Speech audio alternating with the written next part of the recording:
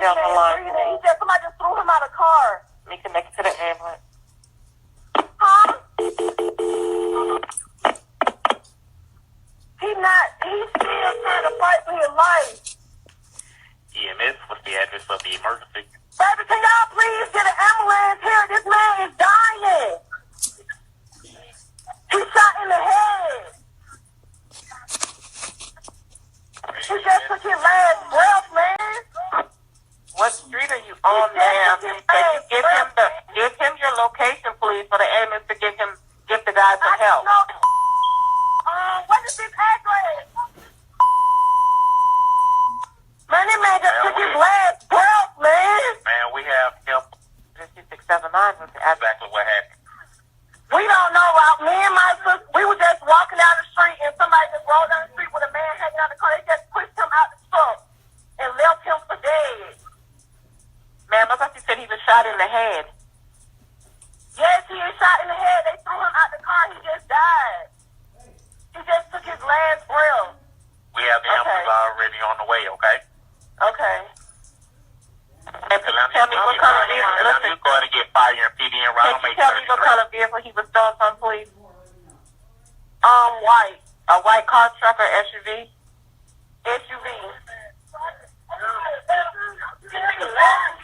What direction did the SUV Yes, go? his whole body was just hanging out the car. Listen, just stay on the phone. Can you tell me if you saw any of the people that were driving the car, whether they adults or kids? They were driving real fast. After he serves time for a racketeering case in Fulton County. Channel 2's Michael Seiden is live outside the Fulton County Courthouse, and Michael, YFN Lucci was facing life in prison without the possibility of parole.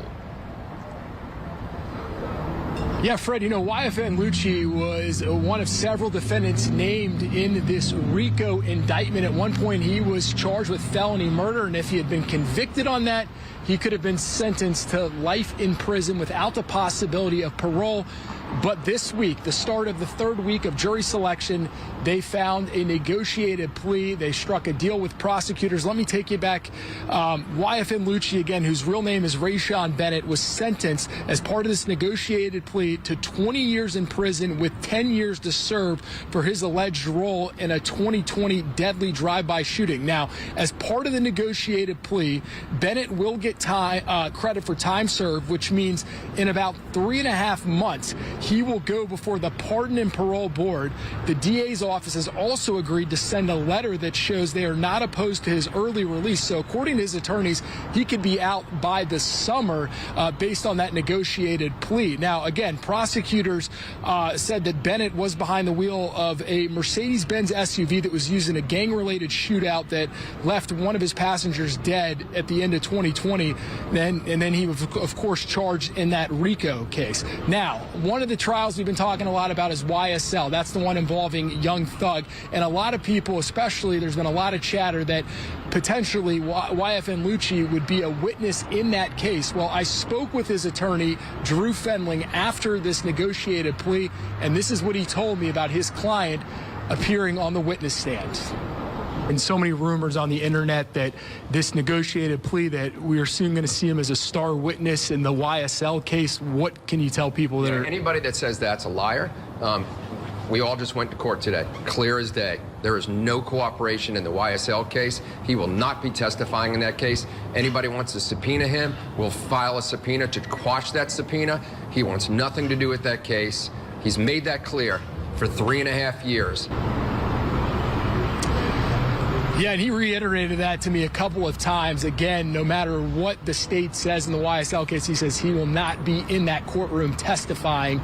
Now, I will say that before Bennett was sentenced, he did apologize to the victim's friends and family, as well as his friends' family as well. We're going to have much more coming up on Channel 2 Action News this afternoon. For now, we're live in downtown Atlanta. Michael Seiden, Channel 2 Action News. I think.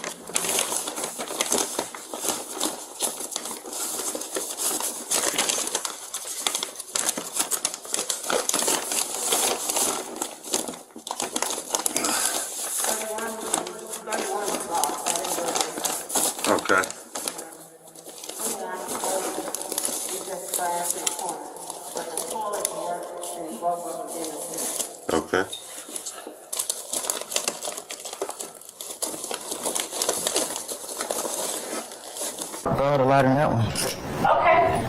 Please tell the jury what part of that song talks about the defendant being truly humble under God. So in the beginning, he said,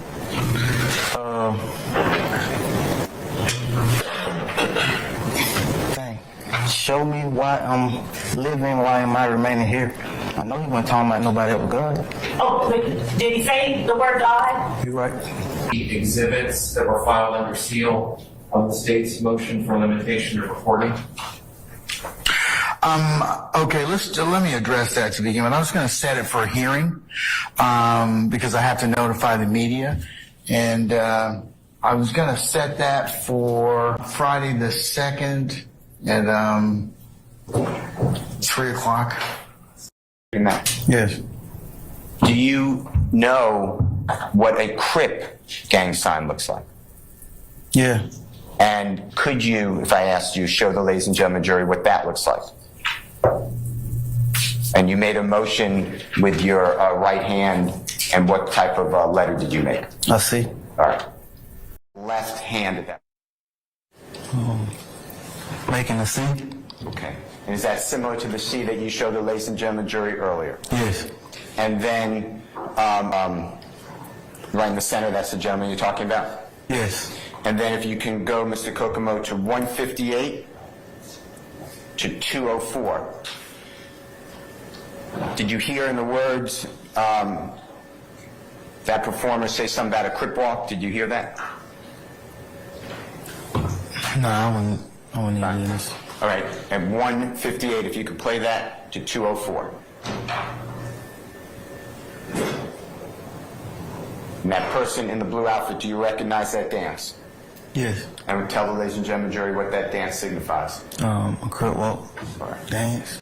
About the color blue. Do you recall that? Yes. Are there Crips that are members of YSL? Yeah. Is Gunna a Crip? Yeah. Is Duke a Crip? Yeah. Is Duke YSL? Yeah. Is he a member of Young Slime Life, the gang? Yeah. And what about Gunna? Is he a member of Young Slime Life? Yeah. All right. Is Gunna's real name Sergio Kitchens? Yes. Is Duke's real name Martinez? Do people in your life on Cleveland Avenue, and your familiarity with 151 Cleveland Avenue, did you know people who have nothing to do with YSL that have sold drugs at 151 Cleveland Avenue? Yes. Several people? Yes. Multiple people? Yes. Does harm come of them when they sell drugs at 151 Cleveland Avenue? No. Okay. Of the proceeds you got from selling drugs, correct? Yes. You never gave any of that to Jeffrey? No. Okay. Did you have any agreement with any of these gentlemen in the courtroom to split money or share proceeds from selling your drugs? No. Who got the money from you selling your drugs? Me. Was it your own individual decision? Yes. Did anyone put you up to it? No. Did anyone tell you to stand at 151 Cleveland Avenue? No. What about 221 Cleveland Avenue? No. There is paragraphs in each one of those pages, right? Yeah. And I want to take you directly to 16U to paragraph 14 in the factual acknowledgments. Can we go there? Yes. Now,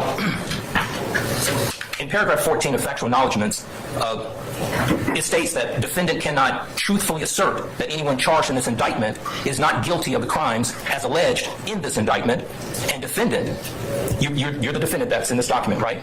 Yeah. That you, the defendant, Trontavia Stevens, will make no attempt at trial, prior to trial, or after trial, to exonerate or exculpate anyone charged in this indictment of the crimes alleged in this indictment, and that defendant, still being you, Trontavia Stevens, will not claim that anyone on this indictment is not guilty of the crimes as charged in this indictment.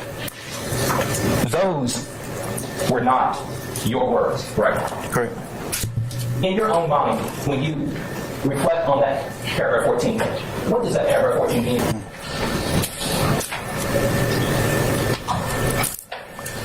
I can't say nobody guilty or not guilty. That you can't come into this courtroom and that you can't come into this courtroom and say to this jury that anyone in this courtroom, anyone that's sitting in this courtroom as a defendant, you cannot tell this jury, even if you knew that they were not guilty. I stand objection. You can't come into this courtroom, Mr. Stevens, and you're not allowed, you're prevented from saying that anyone who's charged is not guilty, correct? Yeah. And